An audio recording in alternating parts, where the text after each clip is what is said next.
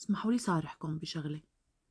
من شوي كنت عم اتفرج على مسلسل باب الحارة، وهي الحلقة كانت لما بتنعرف انه سعاد اتطلقت.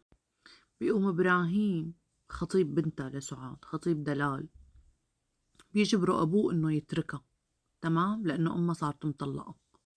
يا علي يا عليه شو بيقضي لانه انجبر يتركها.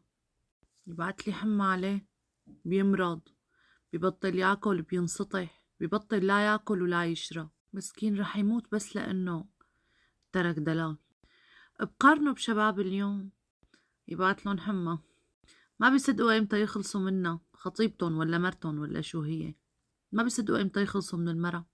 بتلاقي الواحد لما بيكون خالص من المرة اللي بحياته تلاقي مفرفش مبسوط، بيقلك هم ونزاح. قالتلكن حمى. اللهم برهم شبابنا، آمين يا رب. خليهم مثل إبراهيم هيك، فيهم إحساس وعاطفة. وشكرا.